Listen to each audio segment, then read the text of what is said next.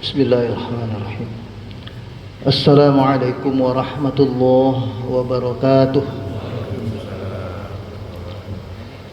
Alhamdulillahi rabbil alamin wal aqibatu lil muttaqin wala udwana illa 'alal zalimin. Wassalatu wassalamu ala asyrafil anbiya'i al mursalin nabiyyina wa habibina wa qudwatina Muhammadin wa ala alihi wa sahbihi wa man tabi'ahu bi ihsanin ila yaumiddin, amma ba'du. Fa subhanaka ya Allah, subhanaka la ilma lana illa ma 'allamtana innaka antal alimul hakim. Tsumma amma ba'd. Ikhwatul ahibba, a'azani Allah wa iyyakum. Tidak terasa hari terus berganti dan hari ini kita sudah berada di bulan Sya'ban, ya. Tepatnya hari ini sudah masuk tanggal 11 ya, 11 Sya'ban, yang berarti insyaallah dalam waktu dekat kita akan memasuki bulan Ramadan.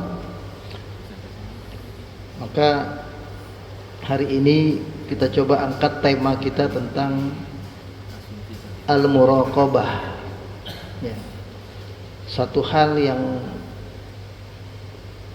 paling kita akan dapati ketika kita bisa menghayati ibadah puasa Ramadan yang kita lakukan.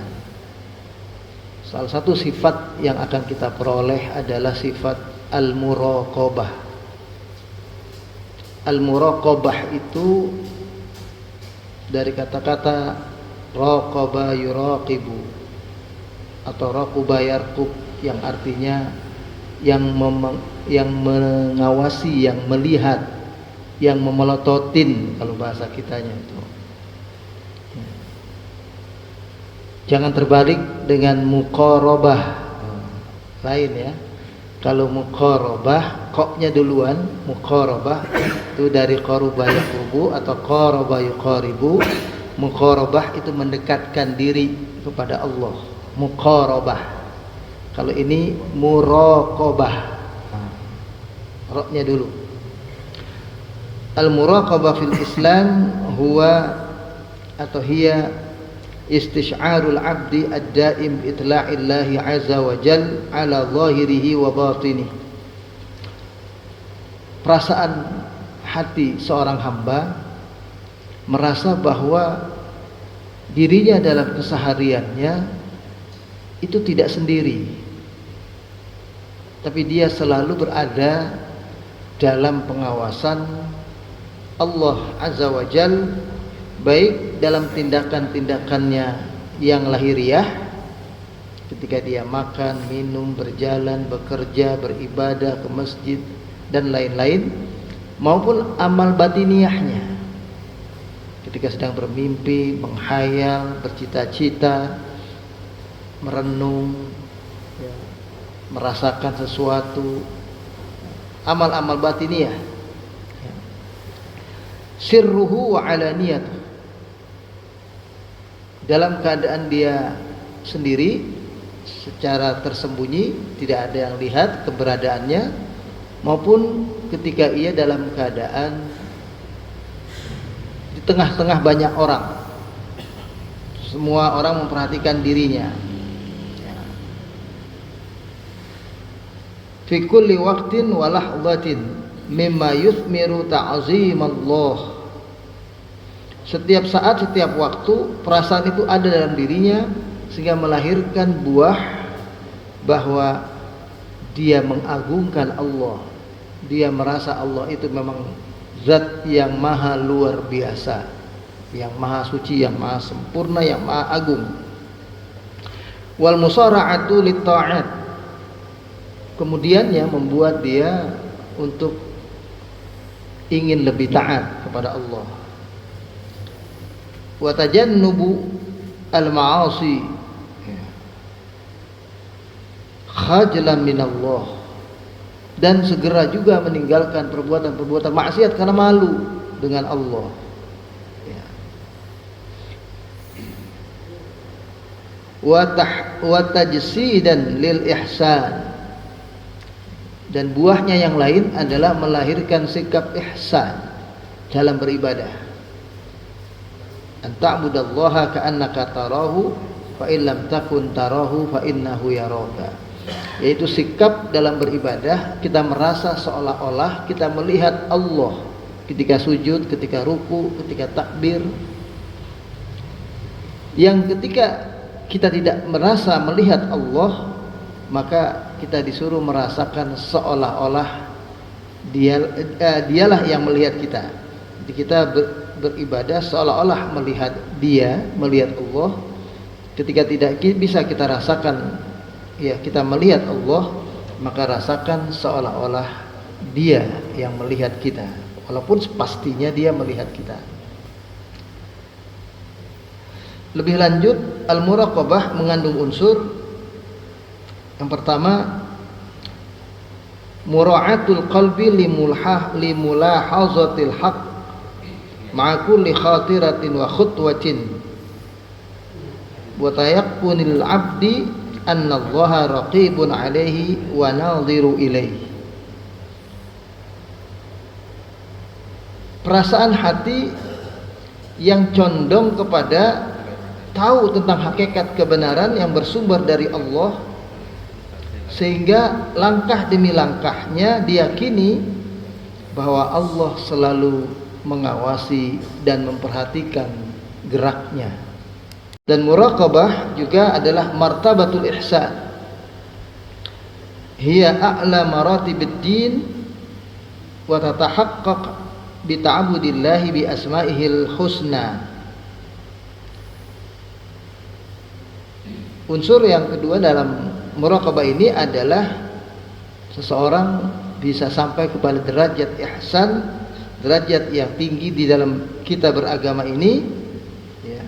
Karena kita menghayati nama-namanya seperti Ar-Raqib, zat yang maha mengawasi, Al-Hafiz, zat yang maha menjaga, ya. Al-Alim, zat yang maha mengetahui, Al-Khabir, zat yang amat mencermati semua tindakan dan perbuatan kita, Al-Basir, yang maha melihat perbuatan kita. Kemudian unsur yang ketiga, muraqabatul qalbi wal jawarih, yaitu la taqtasir 'ala al-a'mali adh-dhahirah. Hati itu merasa semua amal-amal badannya itu seperti sesuatu yang ada hubungan semuanya dengan jiwanya, hatinya. Dan itu tidak hanya terbatas kepada perbuatan-perbuatan zahiriah, ya, perbuatan tadi kita makan, minum, bekerja, berlari, berjalan, ya. Bal tushmilu muraqabatullahi fil khawatir wal humum wan niyyat. Bahkan muraqabah Allah, pengawasan Allah kepada dirinya dirasakan ada dalam amal-amal hati, niat, ya, maksud hati, bahasa yang lagi populer sekarang, mens rea, ada enggak niat jahat, ada enggak apa semuanya. Itu termasuk yang bisa Allah lihat. Kemudian ayatnya, kita coba lihat surat Qaf, diantaranya kita lihat surat Qaf dari ayat 16 sampai 18. Surat Qaf ini surat yang ke-50, ya, yang depannya berbunyi Qaf. Itu kalau baca ayat itu ditambah wal Qur'anil Majid, itu sudah satu ayat. Qaf wal Qur'anil Majid. Kalimat di dalam ayat 16-nya berbunyi walaqad khalaqnal insana wa na'lamu ma tuwaswisu bihi nafsuh. Dan kami telah menciptakan manusia. Kami itu Allah, ya, maksudnya. Wa na'lamu ma tuwasbisu bihi nafsu, dan kami mengetahui apa yang dibisikkan oleh hati manusia, apa yang menjadi bisikan hati mereka. Wa nahnu aqrabu ilaihi min hablil warid, karena kami lebih dekat kepada mereka daripada urat nadi leher mereka. Yang kalau kita menyembelih itu dicari urat nadi leher supaya cepat mati. Allah lebih dekat dari sesuatu yang bisa bikin kita cepat mati. Allah lebih dekat dari itu. Idh yatalaqqal mutalaqqiyani 'anil yamin wa 'anis shimali qa'id, ma yalfizu min qawlin illa ladaihi raqibun 'atidun. Ingatlah ketika dua hal berjumpa dalam satu perbuatan seseorang, dari kanan dari kiri ada zat yang qa'id, duduk terus seperti dia di depan orang itu. Jadi kita ngelihat kiri, ngelihat kanan, kita ke depan, kita ke belakang, ke atas, ke bawah, kemanapun itu ada yang qa'id kepada kita. Sehingga ma yalfidhu min qaulin, tidak terucap satu ucapan pun, satu kata pun terucap keluar dari mulut kita kecuali ada padanya raqib atid. Raqib di sini sebagian mengatakan jadi nama malaikat, raqib atid. Tapi yang dimaksud dalam ayat ini bukan itu. Raqib itu adalah malaikat yang mengawasi kita, yang melihat perbuatan kita, kayak CCTV begitu. Dia melihat dan mendengar. Jadi ada suaranya, ada gerakan yang terekam, terlihat di situ. Sedangkan atid itu adalah malaikat yang mencatat. Jadi kalau CCTV itu cuma melihat dan mendengar, mungkin suaranya juga ada masuk. Tapi kalau malaikat itu lebih dari itu, ada atid. Atid itu malaikat yang senantiasa mencatat. Jadi semua dicatat. Ini kayak kita bicara begini, saya bicara gini, itu langsung terekam itu. Sekarang itu sudah modern, ya. Kita kalau bicara, kemudian rekaman ini kita masukkan ke AI, rekaman itu sudah jadi tulisan. Kita masukkan, bisa jadi. Kemudian ayat yang berikutnya di surah, ya. Jadi kalau baca surah itu yang lain-lain bacanya Al-Baqarah, Al-Maidah, An-Nisa. Tapi kalau Ali Imran bukan Al-Imran ya, tapi Ali Imran. Ya. Ingat Pak Ali ini. Itu Ali maksudnya. Ali itu karena artinya keluarga. Ali Imran ayatnya 29. Qul, katakanlah wahai Muhammad, in tukhfu ma fi sudurikum aw tubduhu ya'lamullah. Jika kalian menyembunyikan apa yang di dalam hati kalian, disembunyikan, enggak diungkapkan, enggak diberitahu orang, ya. Aw tubduhu, atau kalian ungkapkan, kalian nampakkan apa yang ada dalam hati kalian dalam bentuk ucapan, dalam bentuk perbuatan, ya'lamullah, semuanya Allah mengetahuinya. Wa ya'lamu ma fis samawati wa ma fil ard, bahkan Allah adalah zat yang mengetahui semua yang ada di langit dan di bumi, ada apa aja semuanya Dia tahu. Wallahu ala kulli syai'in qadir, dan Allah terhadap segala sesuatu adalah zat yang maha kuasa. Ya. Tentang muraqabah ini ada satu kejadian di masa Khalifah Umar bin Khattab. Ini saya akan terangkan sedikit, ya. Jadi suatu ketika ada seorang istri yang lama ditinggal oleh suaminya karena pergi berjihad, ada yang pergi berdagang. Nah, ini kisahnya suaminya ini dia pergi berdagang dalam waktu yang lama. Padahal sudah ada riwayat itu dari Aisyah, beliau ditanya oleh Rasulullah, kapan seorang istri bisa ditinggal oleh suaminya? Berapa lama? Lalu Aisyah menjawab 6 bulan. Iya, 6 bulan. Kemudian yang pertama, lalu ditanya lagi, kalau dia orang beriman, orang bertakwa, berapa lama dia bisa tahan untuk ditinggal oleh suaminya? 4 bulan. Jadi kalau orang biasa itu bisa tahannya itu 6 bulan. 6 bulan pergi suaminya masih bisa dia. Itu kalau orang yang bertakwa itu 4 bulan.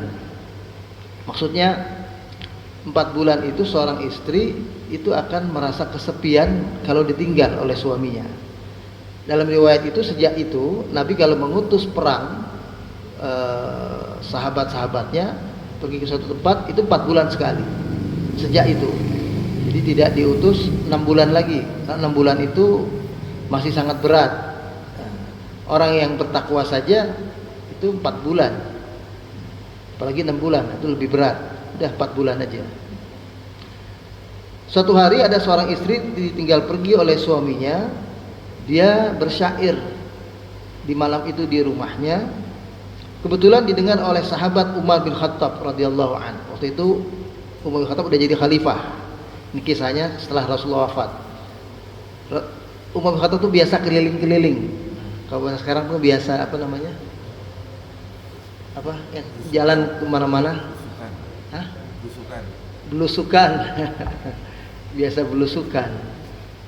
Suatu hari dia lagi belusukan, mendengar ada suara seorang wanita yang kesepian karena tinggal pergi oleh suaminya. Wanita itu mengatakan begini, laqad tala hadzal lailu, sungguh terasa amat panjang malam ini. Rasanya malam ini panjang banget. Wa aswadda janibuhu wa uraqqini alla khalila allaibuh. Juga teramat sepi, sunyi. Di malam itu dirasakan lama terus sepi. Dan lebih membuatku bersedih atau gundah itu adalah suamiku tidak mencumbuiku, enggak ngajak aku main-main gitu maksudnya. Fa wallahi laulallaha tukhsha, fa wallahi laulallaha tukhsha, demi Allah kalau bukan karena takut kepada Allah. Jadi wanita itu bilang, kalau bukan karena takut kepada Allah, awaqibuhu, azabnya, ya, kalau bukan karena takut azab Allah, singkatnya begitu, laharraka min hadas sarir jawanibuhu, niscaya ranjangku ini sudah bergetar dengan perbuatan maksiat. Ini istri yang soleh ini. Jadi dia bersuara di malam itu, kedengaran oleh Umar bin Khattab. Begitu malam ini sepi, sunyi, lebih sedihnya nggak ada suami yang bisa diajak pelukan, yang diajak berdampingan begitu. Kalaulah tidak takut kepada Allah, maksudnya tidak takut azab Allah, niscaya sudah bergetar ranjang ini. Jadi dia sendiri tetap bagus, istiqomah maksudnya, nggak jadi maksiat karena dia takut kepada Allah, karena dia ada sifat muraqabah, merasa Allah melihat. Kalau nggak peduli, ya sudah berzina dia, sudah berbuat maksiat dengan orang lain. Nah itu makanya tinggalin istri Jangan lama-lama kayak orang jadi TKW, jadi TKI 2 tahun nggak ketemu istri suami, ya pasti ada penyakit di situ. Karena sunatullahnya sudah dikasih tahu oleh Nabi 4 bulan, paling lama 6 bulan gitu yang bisa. 4 bulan sudah yang paling cukup. Tahan 6 bulan, nggak ada yang tahan 2 tahun tuh, nggak ada. Itu sunatullahnya dari ketentuan agama ya. Jadi kalau ada orang pisah suami istri 2 tahun kerja, bisa terjadi maksiat. Paling tidak dia akan digoyang dengan keinginan berbuat maksiat. Ya kalau dia soleh atau solehah seperti ini mungkin selamat, kalau enggak sudah ya.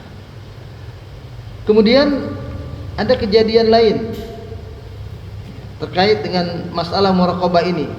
Cerita dari seorang sahabat, Abdullah bin Dinar.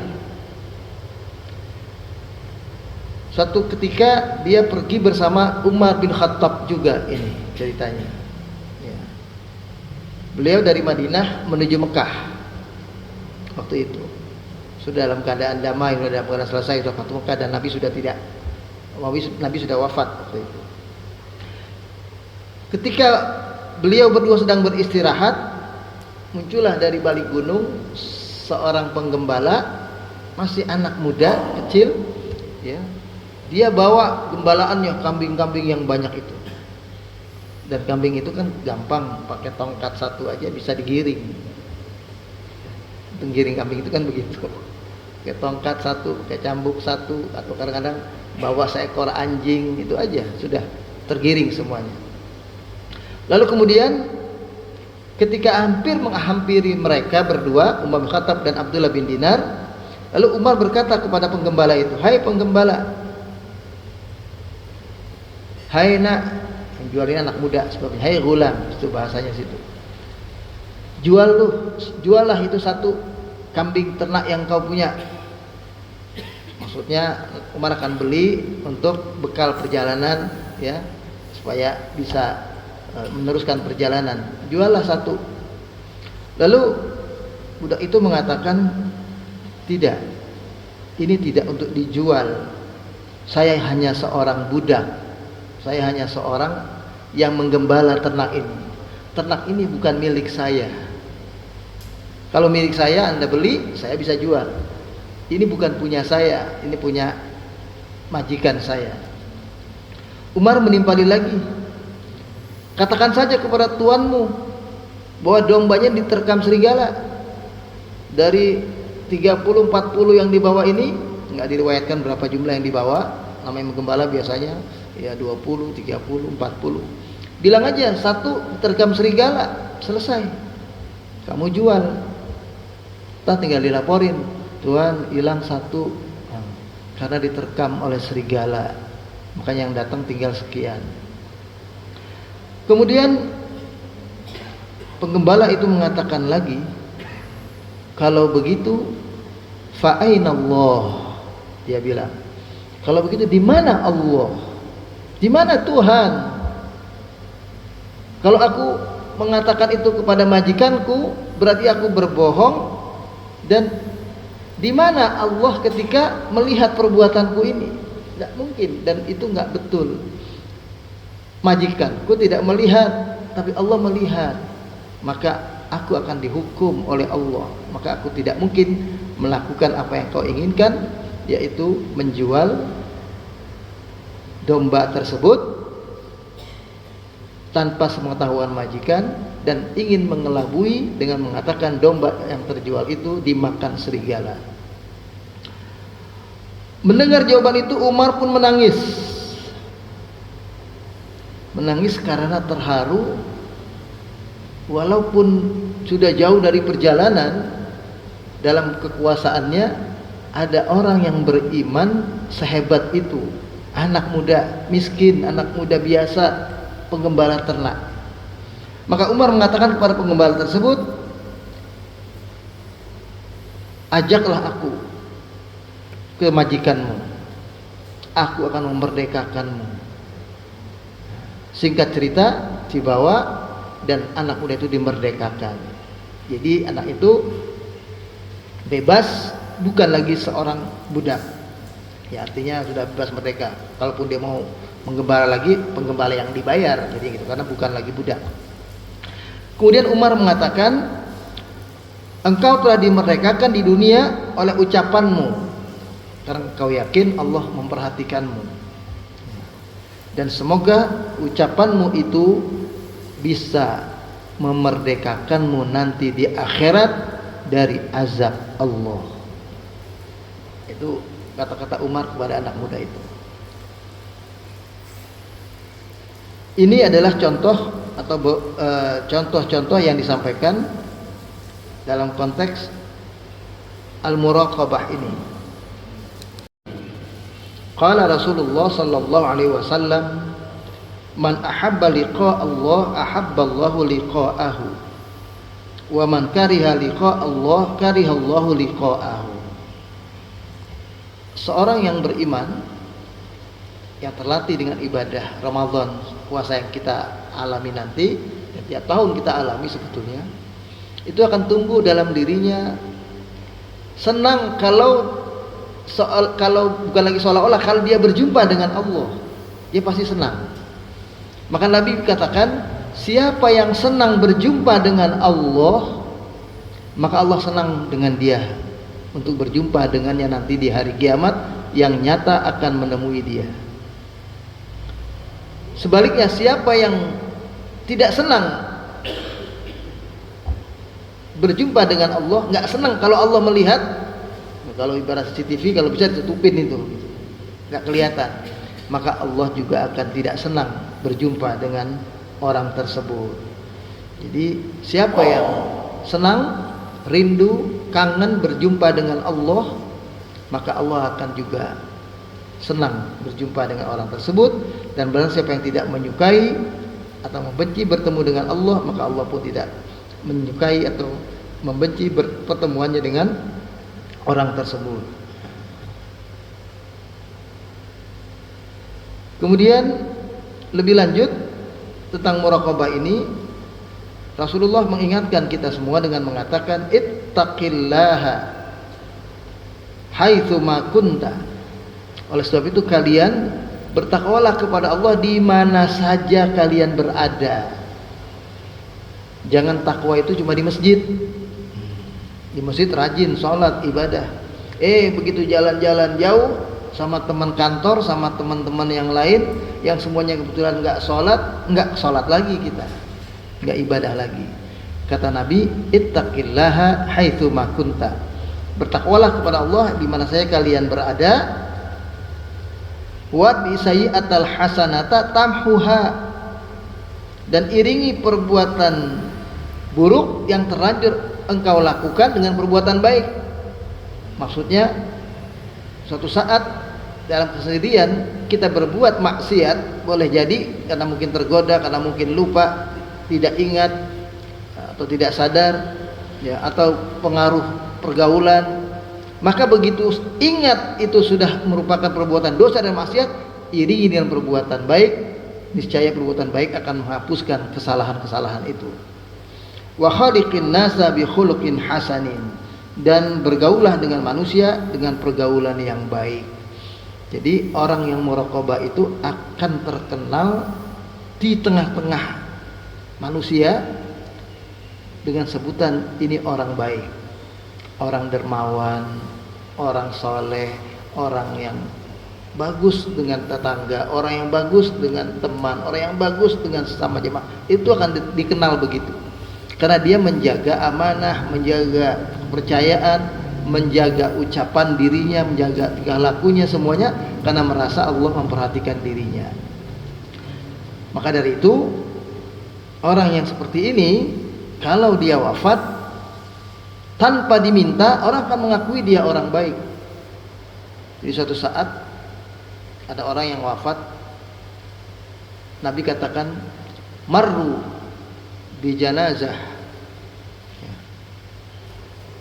marru ala qaumin bi janazah fa asnau 'alaiha khairan. Suatu saat ada jenazah lewat, lalu ketika dilewati kampung itu, semua orang kampung yang dilewati jenazah itu mengatakan jenazah itu orang baik. Karena orang pada ngomong, siapa yang wafat? Si fulan. Oh fulan, oh itu orang baik, oh itu orang teladan, oh itu orang bagus, orang rajin sedekah, orang rajin ke masjid, orang rajin, disebutkan begitu. Fa'athnau 'alaiha khairan. Faqala ar-Rasul alaihi salatu wasallam, kemudian Nabi mengatakan wajabat lahu. Kemudian marru bi janazah fa'athnau 'alaiha syarran. Ada lagi lewat jenazah. Lalu orang setempat semua mengatakan itu orang jelek, itu orang buruk. Ketika ditanya mungkin sama orang yang nggak tahu nih, ada yang dilewati, itu siapa yang wafat? Oh Pak Anu, si Anu. Oh itu ya. Wah, yang ngomongnya sembarangan, yang suka menghina orang, yang merasa sombong, yang merasa hebat orangnya. Mesti juga jarang-jarang. Oh, pokoknya orang menyebutnya jelek. Maka Rasulullah mengatakan wajabat. Faqila lahu, kemudian akhirnya Nabi ditanya, kenapa ada jenazah satu yang baik, ada jenazah satu yang lewat, orang bilang baik, baik, baik. Kemudian Nabi bilang wajabat. Sementara ada jenazah yang satu, ya, orang banyak di sekitarnya bilang jelek, jelek, jelek, itu orang jelek, ya. Maka Nabi juga bilang wajabat. Apa maknanya? Maka Rasulullah menjelaskan, ya, orang yang baik disebut oleh orang yang lewat itu, jenazah yang wafat itu disebut oleh orang di sekitarnya itu adalah orang baik, maka orang ini pasti masuk surga. Sementara ada jenazah yang lewat, sementara orang di sekitarnya itu dengan tulus, nggak dipaksa ngomongnya, itu dia mengatakan itu orang jahat, itu orang jelek, maka dia pasti masuk neraka. Antum syuhada'u lillahi fid dunya, kata Nabi. Kalian semua adalah saksi-saksi dari Allah untuk perbuatan orang itu. Jadi kalau orang banyak bilang dia baik, insya Allah orang itu surga sudah. Bukan insya Allah lagi, malah maaf, pasti masuk surga. Tapi kalau orang banyak bilang dia jelek, pasti masuk neraka. Jadi itu yang dimaksud dalam hadis itu.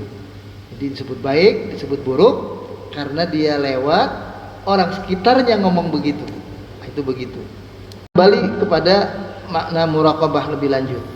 Jadi sifat muraqabah, ya, yang kita harus fahami di sini adalah seorang yang muraqabah ini akan berimplikasi kepadanya beberapa hal. Pertama, dalam ketaatan. Maka orang ini akan taat kepada Allah dengan penuh keikhlasan dan berupaya menjalankan perintah-perintah Allah seperti benar-benar dia memfokuskan tujuan amal ibadahnya itu hanya untuk Allah, tanpa pamrih yang lain. Dia berbuat ini, berbuat itu bukan karena ada orang minta-minta kasihan lalu dia bantu, tidak. Tapi dia membantu semata-mata karena Allah perintahkan kalau kita punya kelebihan membantu orang yang membutuhkan. Innama nut'imukum liwajhillah la nuridu minkum jazaan wala syukura. Sesungguhnya kami memberi bantuan kepada orang lain, memberikan makan kepada orang yang kelaparan itu semata-mata karena mengharapkan ridha Allah. Kami tidak membutuhkan ucapan terima kasih atau balasan apapun dari orang yang kami bantu. Itu orang yang ikhlas itu begitu. Jadi dia nggak mengharapkan orang itu bilang terima kasih. Nggak bilang terima kasih pun bagi dia nggak soal, karena dia niat bantunya diperintah Allah dan mengharapkan ridha Allah. Tapi kalau orang yang membantu karena kasihan, orang itu kasihan ya, udahlah dibantu. Begitu dibantu orang itu terus pergi, pasti kita akan ngomong, udah dibantu terima kasih juga kagak, langsung ngeloyor pergi. Nah itu namanya kita belum ikhlas karena masih mengharapkan orang itu bilang terima kasih.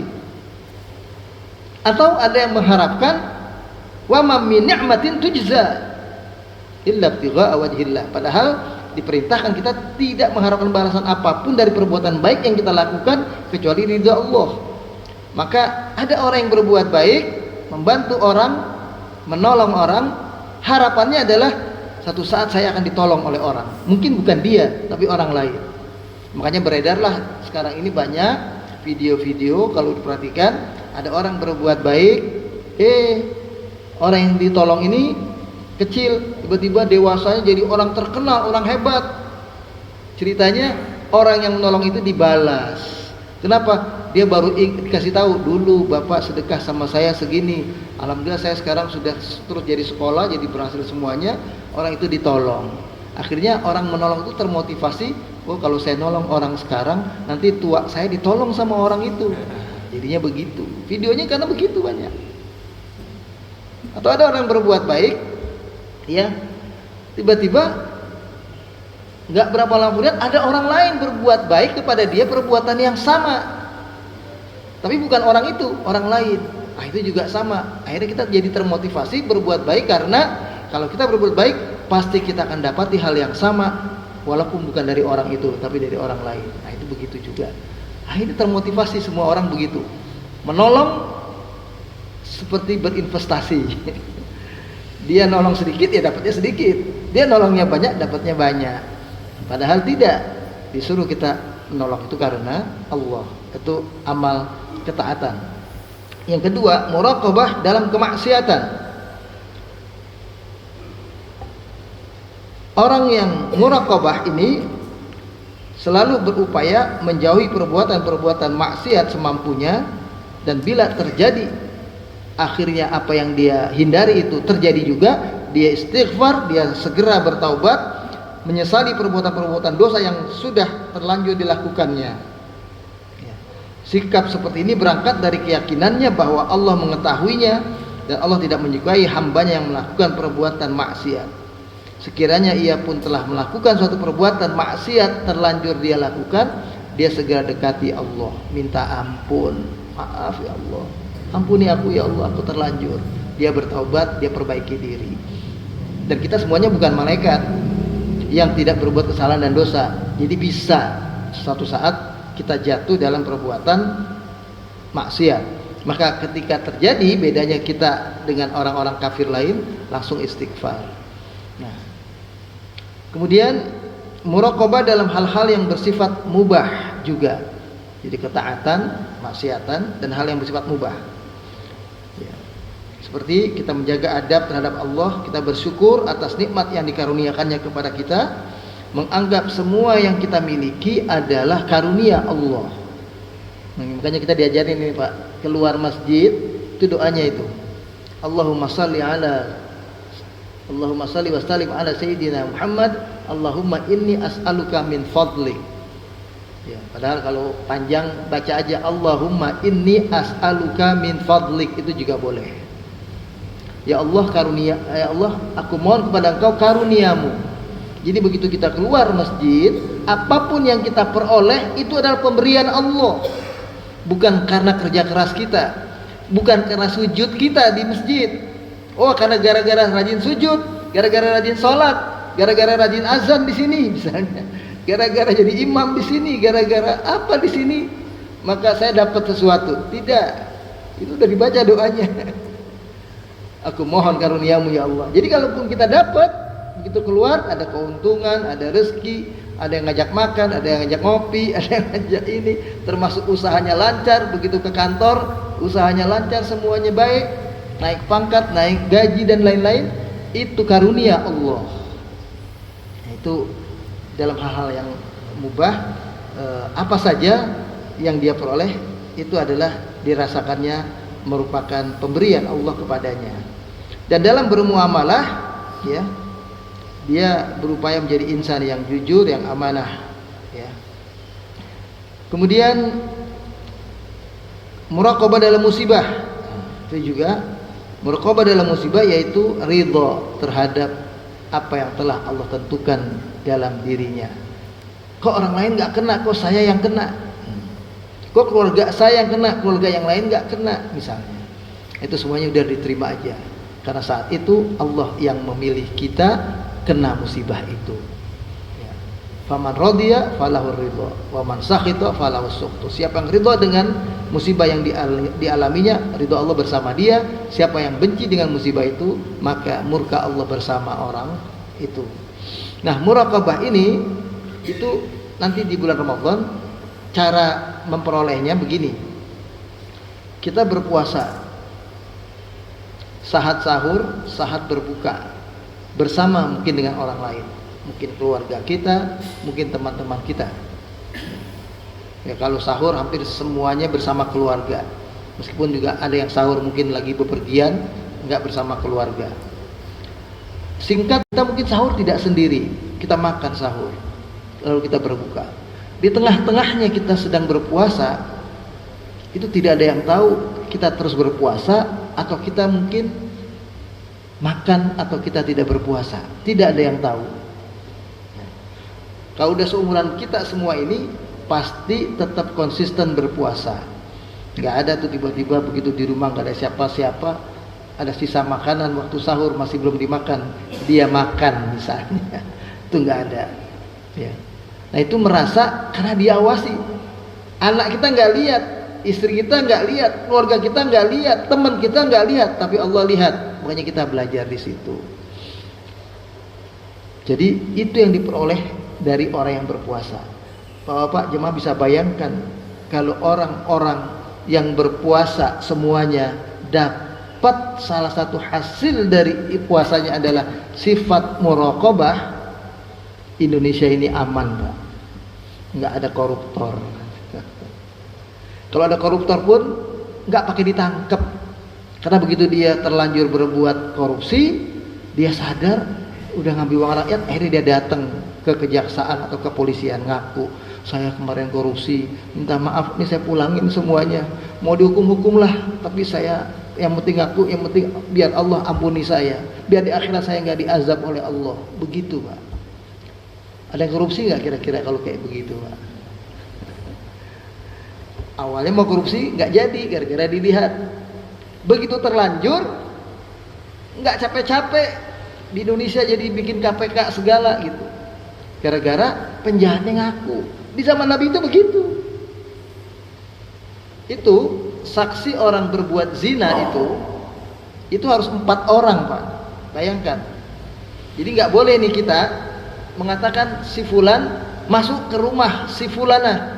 Ada seorang janda, kalau ada jemaah masjid misalnya naudzubillah min dzalik, masuk ke rumah janda itu. Wah. Terus kita langsung mengatakan, wah berzina dia ini berdua. Berzina. Kita ngomong begitu, si fulan juga ngomong begitu, 2 orang, 3 orang, 4 orang, banyak. Ditanya kepada orang itu semua, kalian lihat orang itu berzina? Saya lihat dia masuk ke rumah itu belum jawaban bahwa orang itu berzina. Dalam Islam itu, kalau ada 2 orang, 3 orang, 5 orang, 10 orang menuduh orang itu berzina, tapi tidak bisa membuktikan bahwa mereka melihat, maaf, laki-laki itu berhubungan badan, memang nginjak tuh badan perempuan, kelihatan kemaluannya masuk, ya, maka laki-laki yang menuduh orang berzina itu dicambuk 80 kali. Itu dalam Islam itu begitu, Pak. Jadi orang nggak boleh sembarangan menuduh orang berzina kalau dia nggak lihat. Kalaupun lihat harus 4 orang minimal. 4 orang mengatakan melihat dengan mata kepala sendiri, baru betul-betul orang itu berzina. Nah, orang berzina itu dicambuk nanti. Kalau dia belum menikah dicambuk ya 100 kali tanpa belas kasihan. Tapi kalau dia sudah menikah, yang satu janda, yang satu perjaka, yang perjaka dicambuk, yang janda dirajam mati. Dua-duanya pasangan suami istri tapi berzina mereka, satu suami orang lain, satu istri orang lain, maka dua-duanya direjam. Direjam itu dikubur di tanah, tinggal palanya yang nongol, dilemparin batu yang gede biar langsung mati. Karena orang yang berzina itu adalah mayat hidup sebetulnya, makanya harus jadi mayat betulan. Nah, karena itu kan susah menghukum orang berzina. Di zaman Nabi dulu, orang kalau berzina, Pak, Bu, itu ngaku kepada Nabi. Setelah dia berzina, gelisah, merasa berdosa, datang para Nabi, ya Rasulullah, aku telah berzina. ini kehamilanku adalah hasil zina. Hukum aku ya Rasulullah. Ngaku supaya diminta ngaku para Nabi, tujuannya supaya minta dihukum agar tidak dihukum di akhirat, karena dia tahu kalau dihukum di akhirat kekal hukumannya. Dia nggak mau. Hukum aku ya Rasulullah. Nabi masih kasihan. Betul engkau berzina? Iya ya Rasulullah, ini hasil zina. Kalau gitu tunggu sampai anakmu lahir, kata Nabi. Suruh tunggu sampai anaknya lahir. Waktu anaknya lahir kan berbulan-bulan tuh, katakanlah jadi sampai 9 bulan. Itu kalau bukan kuat niatnya, keinginannya ingin bertaubat, bisa berubah. Udah Rasulullah udah lupa kali ya, udahlah gak usah ngaku aja. Begitu anaknya lahir gak ngaku dia kepada Nabi, kan bisa begitu. Tapi karena dia punya sifat muraqabah tadi, datang lagi para Nabi, ya Rasulullah, aku telah melahirkan, ini anakku, aku yang dulu datang 8 bulan yang lalu kepada engkau, aku berzina, ini anakku ya Rasulullah, hukum aku ya Allah. Minta begitu. Nabi bilang lagi, ini anakmu, iya. Kalau gitu susui dulu sampai 2 tahun. Udah 2 tahun baru kamu datang ke sini. Perempuan itu menyusui anaknya karena diminta oleh Nabi begitu. Disusui. Setelah 2 tahun, karena perempuan ini sungguh-sungguh ingin bertaubat, datang lagi kepada Nabi. Ini yang namanya saya bilang penjahat ngaku gitu. Karena dia takut azab akhirat, mendingan diazab di dunia, sekali lempar mati misalnya. Dia datang kepada Nabi setelah 2 tahun. Barulah setelah itu Rasulullah menghukum perempuan ini, anaknya dipelihara oleh negara istilahnya. Perempuan itu dihukum mati. Begitu mati, Umar bin Khattab yang tahu itu jenazah wanita tadi, dan wanita tadi itu asalnya adalah pezina, nggak mau sholatin awalnya. Siapa itu? Nggak mau Umar sholatin. Rasulullah mengatakan perempuan ini sudah bertaubat yang sungguh-sungguh. Bayangkan dari hamil muda dia sudah datang minta dihukum. Aku tunda. Setelah anaknya lahir minta dihukum kembali. Setelah anaknya selesai menyusui masih minta dihukum. Dia ikhlas bertaubat kepada Allah.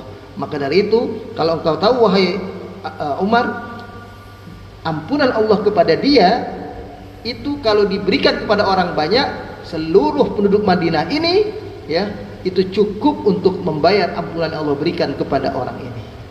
Maksudnya adalah ampunan Allah kepada perempuan ini luar biasa ya.